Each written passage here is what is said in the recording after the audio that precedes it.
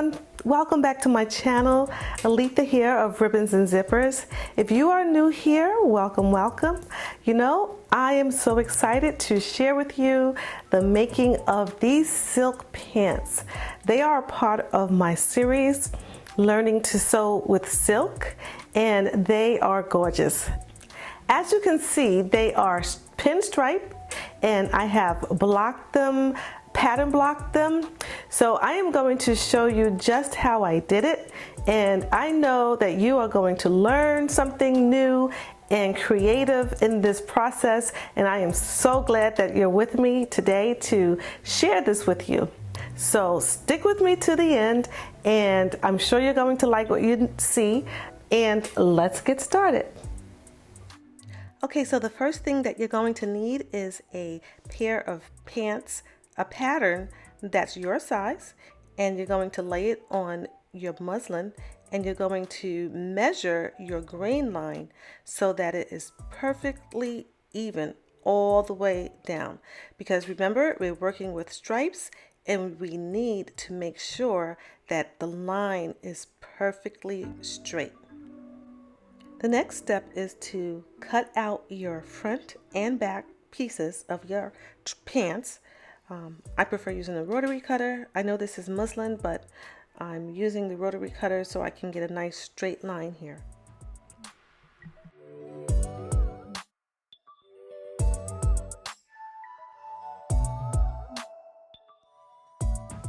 Okay, so now that I have my two front pieces and my two back pieces, I've taken it over to the sewing machine, and I created my front notches and my back notches, and I attached the pieces together. And once I'm done here, I'm going to call my model in, and she's going to try it on, and then we're going to go from there.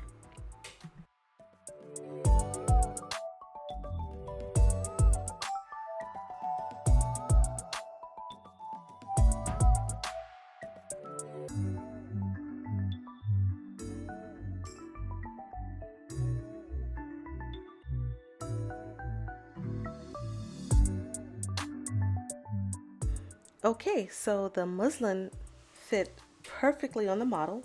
So now I just need to create my sections. So I'm going to measure down about 10.5 inches, and I'm going to create a horizontal line here. And I'm going to do that every 10.5 inches. And that's going to give me my blocks, my pattern blocks, so that I could match up my horizontal and my vertical lines perfectly. So I have my pattern laid out. I made sure that I'm straight, absolutely straight on the grain line. And as we mentioned before, silk moves around a lot.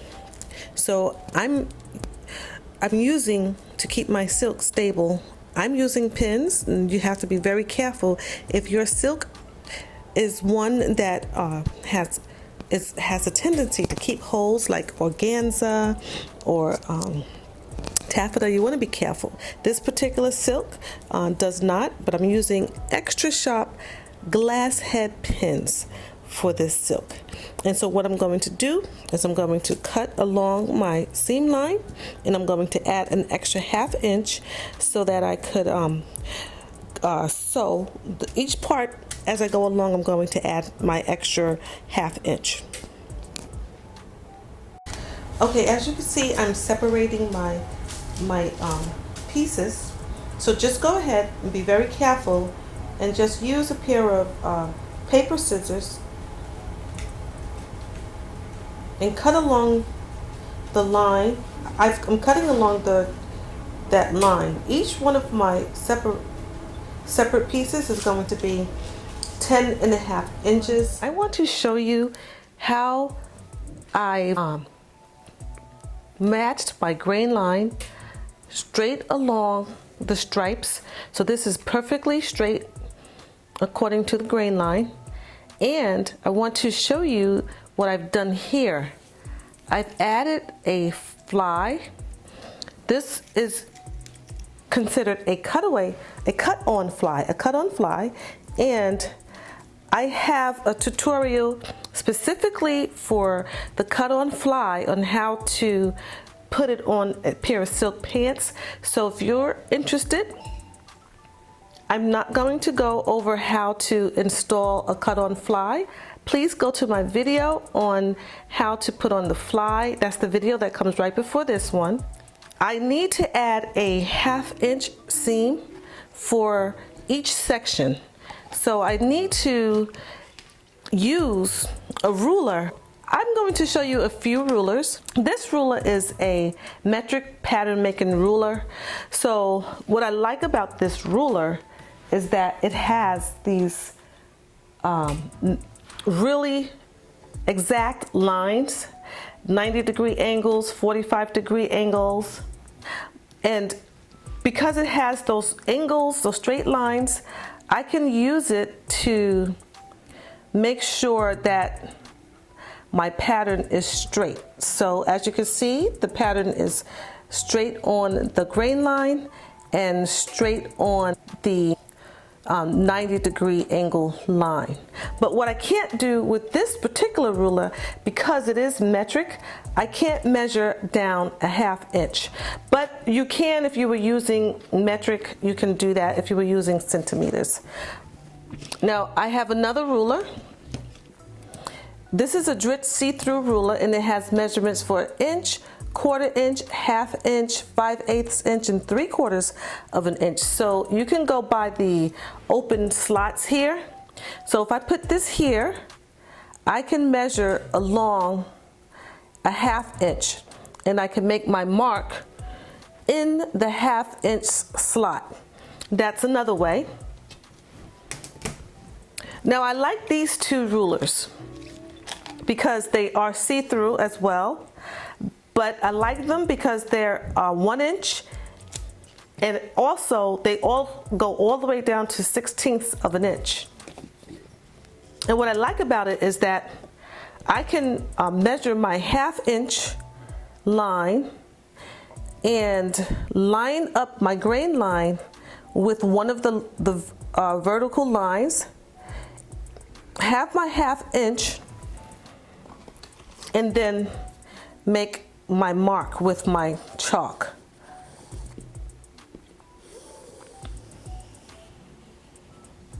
So you see? And so now I have a perfect 1/2 inch line for my 1/2 inch seam. So what I'm going to do is I'm going to straighten out my second piece, my third piece, and my fourth piece for my pants, and I'm going to lay it down on my stripes, making sure everything is perfect. Add my 1/2 inch seams on both sides for my vertical stripes, my horizontal stripes, and I'm going to just keep going all the way until I'm done, and then I'm going to meet you guys at the sewing machine. But before I go, I'm just going to mention that all of these tools, the rulers, the extra sharp needles, pins, the extra sharp pins, as well as my tailor's chalk, all of these are going to be in the description below. I'll let you know where you can get those, okay?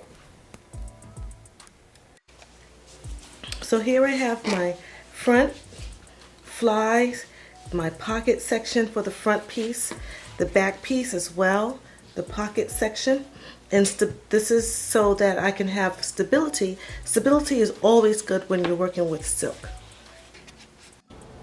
Okay, so here I put on one pocket, which this is the back pocket. With silk, you need to make sure you finish all of your raw edges because it unravels something awful. And I kept my curve for my hip. I'm going to show you how I put on the facing for the back pocket. Okay, so as you can see, I already finished the raw edge of my silk. This is going to be the facing of my pocket. And what I've done is I pressed in about 3/4 of an inch on the straight edge of my silk facing. And so now what I'm going to do is I'm going to make a chalk line all the way down. I'm going to open it up, and then I'm going to pin along my chalk line and then sew down that line and then turn it over and then enclose it into the side seam of my pocket of 1/4 of an inch. I'm going to make a line with white chalk. Okay, so what I need to do is follow my white line that I've created. Okay, so what I'm going to do is I'm going to pin inside the crease, and I'm going to pick up on the white line in and out. Make sure that I come right back into the crease, and I'm going to keep doing that all the way down. So I'm going to pin into the crease, and one good thing is that this is a striped fabric. If it wasn't a striped fabric, I would need to go ahead and create a line. But since it already has stripes for me, that's a plus. So I pick up the white line, into the white line, out of the white line, like that, and back onto my crease that I created. And I'm going to do that all the way down, and then I'm going to start from the top, and then I'm going to sew all the way down to the end, and it's going to come out perfect. And I am using silk thread. I am using silk thread for this. If you don't have silk thread, you can definitely use cotton thread. I don't suggest using polyester thread with silk fabric at all, because it just does not look right. It doesn't meld into the fabric as well as silk. Of course, silk thread is a fiber, the silk fabric is fiber, and so it melds together. You can use cotton, because of course cotton is another fiber. So if you don't have silk thread, definitely try to use cotton, but I wouldn't use polyester.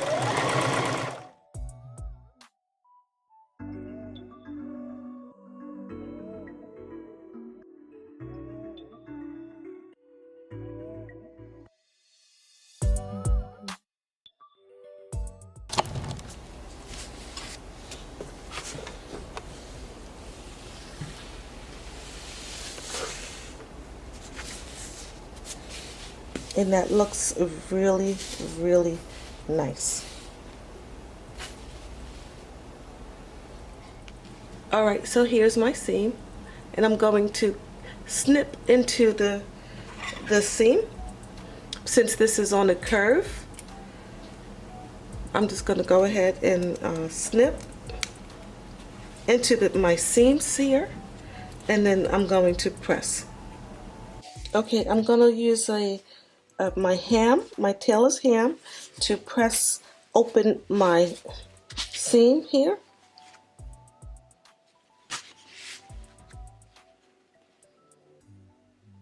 And just going to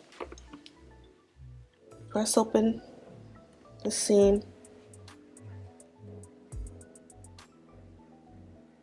so it's nice and flat.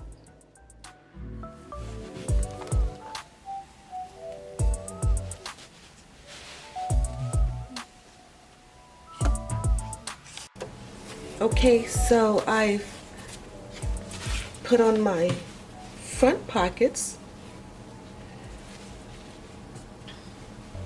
And so once again, I'm going to snip to my seams and press this curved hip line so it's nice and smooth.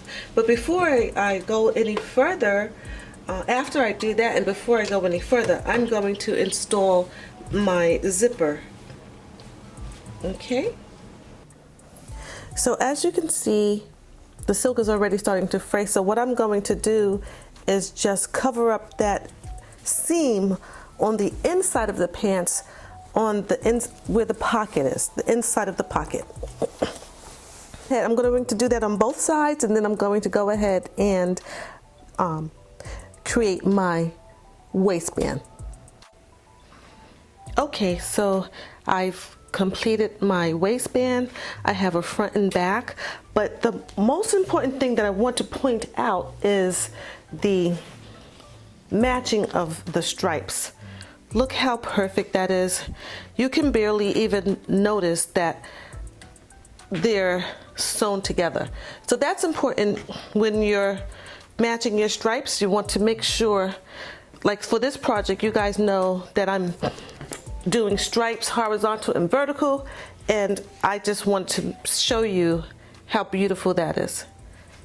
And so now what I'm going to do is go ahead and put my waistband together and put it on my pants. Okay guys, so I have installed my waistband. As you can see, here's my two pieces that I sewed together.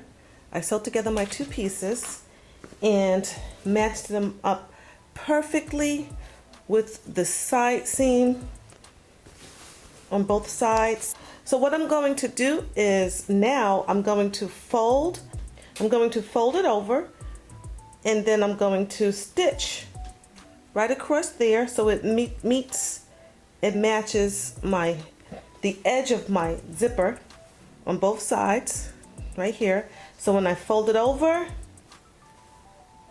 then we're going to stitch straight down to match the edge of the pants. Now, as you can see, look at all the fraying from the silk. This is a lot of fraying. But I did these pants a while ago. You may have seen the video. And as you can see, I put a binding. And this is a heavy silk, beautiful silk crepe that I used. And I used the crepe part. But this binding is what saves me from having to deal with all the fraying. So once I put the binding on, then I'm going to stitch in the ditch, and there's no fray. You don't see anything. It's nice and neat. Now, one thing I remember, I talk about this a lot, is the understitching.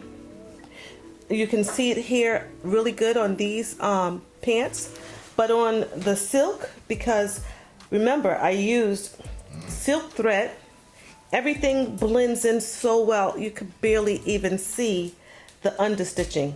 So don't forget to understitch. Do not forget to understitch. So I'm going to go ahead and put sew my pants, sew the edge of my waistband straight down to meet the edge of my zipper, and I'm going to put my binding on all of this loose, so to control all of this loose. And also too, I'm going to think about my closure. I just have to show you really quick. So I have two types of closures. I have the hook and eye that is like, there's a lot of parts to this hook and eye closure. And that's what I used on these pants. And again, this is a heavier crepe. So a really heavier crepe. So this worked. But I think of what I'm going to do is I got this pack of sew-on closures from Amazon. It comes in black, a bronze color, and a gold.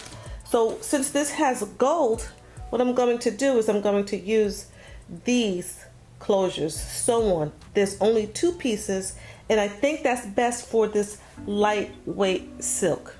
All right, so I'm going to go ahead and complete this waistband, and I'm going to come back, and then also too, I think I might add a couple of belt loops because I might do a belt.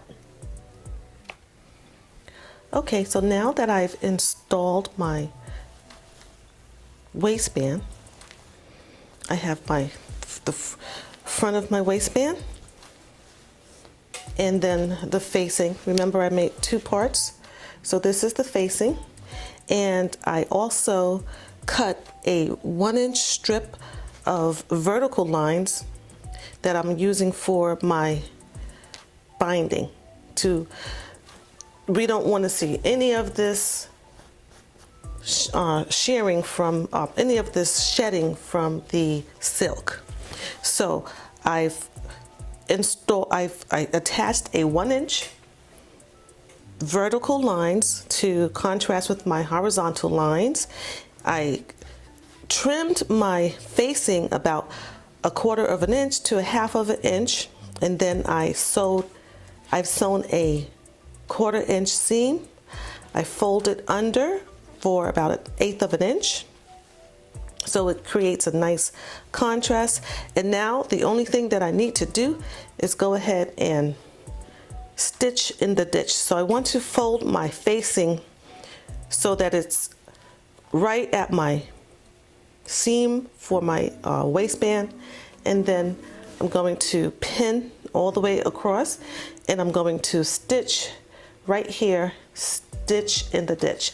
And if you don't know how to stitch in the ditch, I've already shown you on a previous video, but I can do a short video on how to stitch in the ditch, but we're just going to keep moving forward. And the last thing that I'm going to do is put on my waistband belt loops and make a really cute little belt, and then hem it according to my model's size, and then I'm done.